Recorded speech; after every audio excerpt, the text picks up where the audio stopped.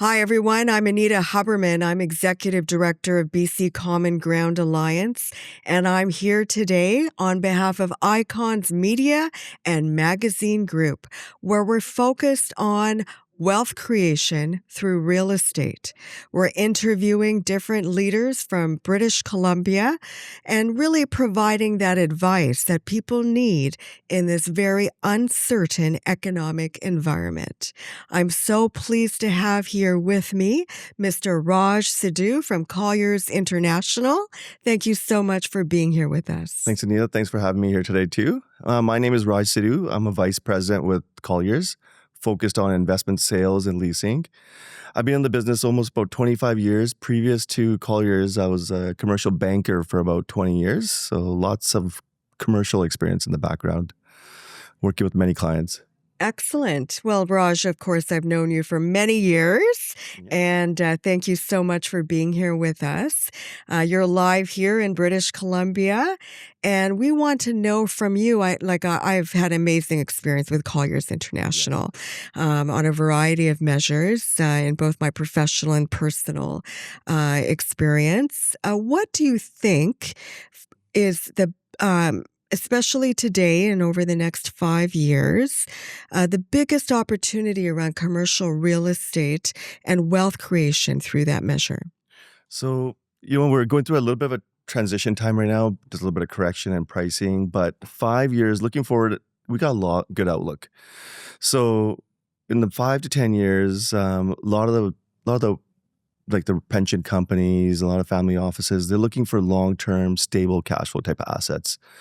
So long as you're looking at properties today and you get an opportunity because there is a bit of a price adjustment, there is opportunities to find properties that are going to be stable cash flow. You're going to be able to repurpose it in 5, 10 years from now. So there's no need to look at the current state. We got to look forward. And a lot of the purchasers, a lot of the investors always look at the long term. So what I would say is we're going through some challenges right now. That's okay. It'll come through. We've always gone through these challenges, but there's a lot of good opportunities to have now. There's a lot of ways of restructuring deals that you didn't have a chance to when the market was just going really busy. So in focusing on the next 5 to 10 years, there is a strong asset class that we could see upcoming. It's already been stable, but it's going to be also an asset that's going to continue to have demand, and that's industrial. We have very little supply of industrial land. We've already seen that with the price escalations. What's also interesting with industrial is power. So in the next while, you're going to see a lot of changes in industrial where power is a demand. And meaning there's data centers that are starting to come to grow in Canada, which require a lot of power and a lot of other energy demanding type of assets or businesses for industrial. Another asset class that's looking nice or would be a good asset to work towards is office. I know during COVID time, office was work from home, and the developers also stopped really building office assets.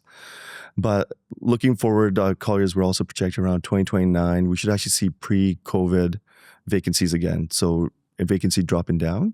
So it's another asset class. It's coming. It'll be just another couple of years that you'll see an uptick in that asset class as well too. What does Colliers International recommend when you're taking a look at the province as a whole? Which market is the best? So the markets I would say the best right now is still Lower Mainland. It's just we're constrained with land. So we have a lot of folks that want to move here. We have a lot of business that want to continue to move into the Lower Mainland. And plus we have the land constraints as well too, and we got the docks and the ports here as well. But we're also starting to see growth in further up north as well too. And again, it's going to be tied a bit more to power as well too. There's going to be allocation of power and the ports up there. So BC as a whole is a decent investment place to invest, and the markets really are coming down to where you can make the numbers work. Not today, but looking forward. So Lower Mainland has always been a bit of a safe place to invest, but outside of BC, A lot of the locations where there's airports and hospitals are still decent places to look outside of our Lower Mainland. When you're looking at creating generational wealth through real estate, what is your advice to people to create that generational wealth through commercial real estate? So generational wealth takes time and patience as well. Well, we had a great time the last 5-6 years where we saw a lot of transactions happen. Property values went up really quickly. That's not the normal real estate market. The normal real estate market goes through corrections. So generational wealth, it comes back to, from my banking days, it is cash flow first. So as long as you're looking at the property and it has current cash flow that can carry its current debts, you're looking that it can increase rents as time goes by. And is there an opportunity to maybe repurpose the land maybe 5-10 years from now? So you can start small, and it could be either through a small office investment, small industrial, or small residential. But you need to look into an investment that will carry its payments, and also the rents you can project that the rents will increase as well too over the next 10 years. So I know that Colliers, they work with different levels of government. They work with, different stakeholders within the respective communities to really build communities through real estate. Yes. And so when you're looking at the provincial perspective, what is your advice to that ecosystem of government and stakeholders to work together to be able to ensure that confidence in real estate investment? So there's so the last little while we wanted to build homes and we wanted to build industrial buildings. There was a lot of political stalls that put us in place. Either it could be municipal or it could be BC based as well too. And real estate is very fast moving. We've seen the market now go from a very strong market to a readjustment of a market. So if instead of being reactive, if the government's going to look at being more proactive and looking forward, there's an opportunity right now that things have paused. How can we speed up zoning approvals? How can we process TI improvement licensing? How can we keep continuing? What is TI? Oh, sorry, TI is tenant improvements. Okay. So a business wants to start, and they were taking up to 6 to 8 months of cities to approve their license. And we want people to come to our cities and work, and the business want to start. So if we can more work proactively and go faster and have less red tape, things will go a lot easier for the investor. And the pressures we see today is interest rates have gone up. So if you're holding a real estate asset, the cost continues to add, and the cost continues to go to the end user. So I would say that all the divisions working together, all the political parties working together in speed, work with the developers to process things a lot quicker. Yeah. My final question to you is about the next generation.